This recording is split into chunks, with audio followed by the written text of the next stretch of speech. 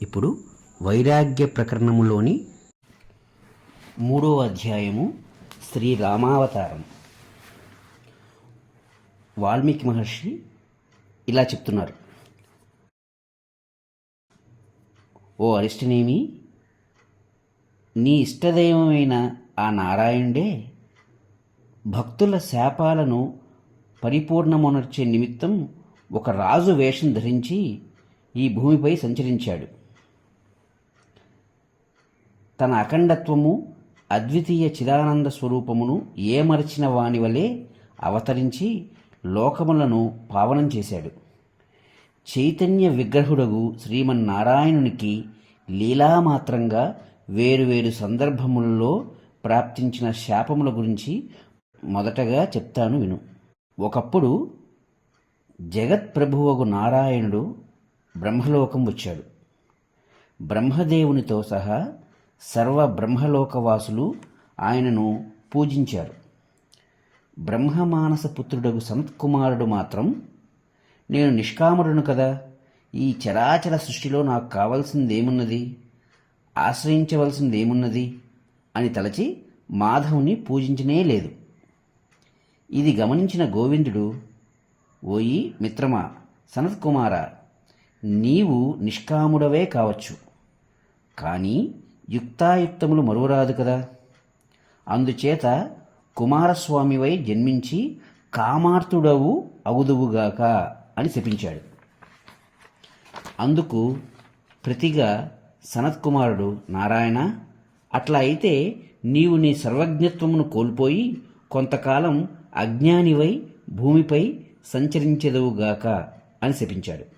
మరి ఆ వాక్యం నారాయణుడు సఫలం చేయాలి కదా. ఇది ఇతఃపూర్వం ఒకానొక కల్పనలోని విషయం. ఆ కల్పనలో ఖ్యాతి అను ఆమె భృగువు యొక్క భార్య. ఆ ఖ్యాతి విష్ణు భక్తురాలు.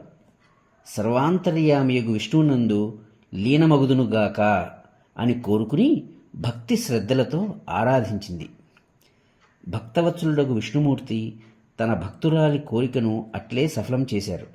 అప్పుడు భృగువు క్రోధ పరవశుడై, ఓయి విష్ణుమూర్తి, భార్యా వియోగం ఎంతటి బాధాకరమో నీకు కూడా తెలియాలి.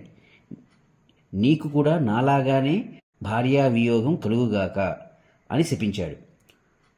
గోలోకంలో ఒకప్పుడు రాధ సుధాముడిని చూచి ఏదో సందర్భంలో నీవు దానవ కులంలో జన్మించదువుగాక అని శపించింది. అతడు జలంధరుడై జన్మించాడు. అతని భార్య బృంద. లోకకంటకుడకు జలంధరుణ్ణి ఆ బృంద పాతివృత్యం కాపాడుతూ ఉండేది. దేవతలచే ప్రార్థింపబడి నారాయణుడు లోక కళ్యాణం కొరకు కపట రూపం దాల్చి బృంద పాతివృత్యం భంగపరిచారు. జలంధరుడు సంహరించబడ్డాడు. అప్పుడు విష్ణువు మోసం చేసినాడని తెలిసి నీకు కూడా భార్యావియోగం కలుగుగాక అని శపించింది. మరొకప్పుడు విష్ణుమూర్తి భీకర ఆకారము నృసింహుడై నదీ తీరంలో సంచరిస్తున్నాడు. అప్పుడు దేవదత్తుడు అనువాని భార్య నృసింహస్వామిని చూసి భయంతో ప్రాణాలు వదిలింది. అప్పుడు ఆ దేవదత్తుడు, నీవు కూడా భార్యావియోగం పొందెదవుగాక అని శపించడం జరిగింది. ఓ రాజా, పై కారణాల వలన విష్ణుమూర్తి రాముడై జన్మించాడు. నీ ప్రియము కొరకే వేరువేరు పురాణములలోని సంఘటనలు వినిపించాను. ఇక మనం ఆత్మవిచారణలో ప్రవేశిస్తున్నాం. సావధాన చిత్తుడవై విను.